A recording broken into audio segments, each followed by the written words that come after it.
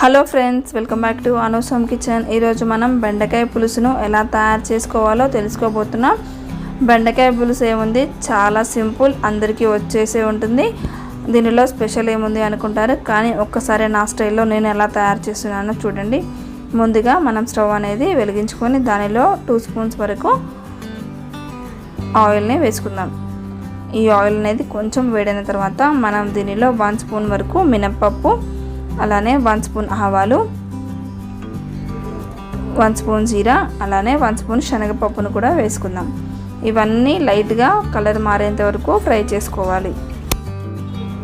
ఇప్పుడు మనం ఇలా ఫ్రై చేసుకున్న తర్వాత దీనిలో సన్నగా పొడుగ్గా కట్ చేసుకున్న మీడియం సైజ్ ఉల్లిపాయ ముక్కల్ని వేసేసుకుందాం. ఇవి ఒకసారి కలుపుకొని లైట్గా సాఫ్ట్గా అయ్యేంత వరకు కుక్ చేసుకుంటే సరిపోతుంది. ఇప్పుడు మనం దీనిలో 1/2 స్పూన్ వరకు మెంతుల్ని వేసుకోవాలి. ఈ మెంతులు అనేవి చాలా ఇంపార్టెంట్ అండి. ఈ పులుసులో అస్సలు స్కిప్ చేయకండి, టేస్ట్ అయితే క్లియర్గా తెలుస్తుంది. ఇప్పుడు దీనిలో సన్నగా కట్ చేసుకున్న పచ్చిమిర్చి ముక్కలను కూడా వేసుకుందాం.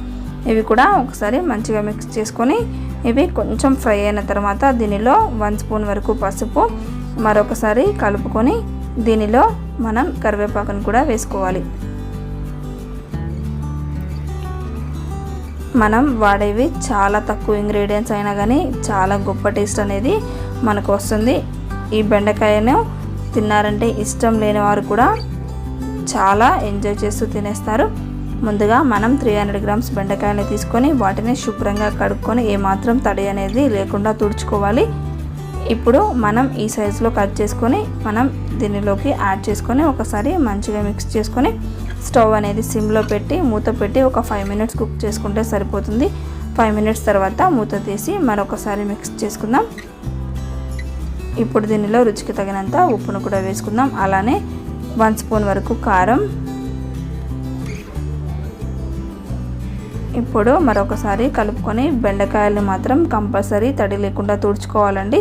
తడి ఉన్నట్టయితే దానిలో జిగురు అంతా మన కర్రీలో క్లియర్గా అర్థమవుతుంది. ఇది పెద్ద నిమ్మకాయ సైజ్ అంత చింతపండుని తీసుకొని వేడి నీళ్ళలో నానబెట్టి ఇప్పుడు నేను దాని నుంచి తీసుకున్న రసంని ఇప్పుడు మనం ఈ కర్రీలోకి యాడ్ చేసుకుంటున్నాం.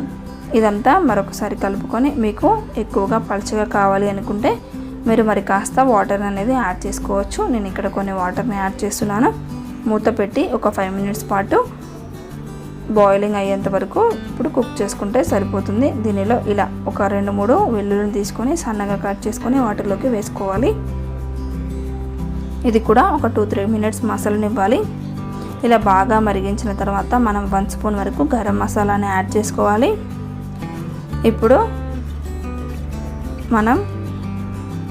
మనం ముందుగా ఈ చింతపండు రసం అనేది యాడ్ చేయకముందు మనం 80% వరకే కుక్ చేసుకోవాలి. ఎందుకంటే మిగతా 20% అనేది మనకి ఈ పులుసులో ఉడికిపోతుంది. మీరు 100% అక్కడే కుక్ చేసుకున్నారంటే మనకు ఈ ముక్కలు అనేవి చిరిగిపోతాయి. చూసారు కదా ఎంత పర్ఫెక్ట్గా ఉడికిపోయినాయో.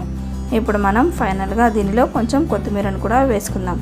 ఈ బెండకాయలు అనేవి లేతవి మరియు చిన్నవి ప్రిఫర్ చేసుకోండి, చాలా బాగుంటాయండి టేస్ట్.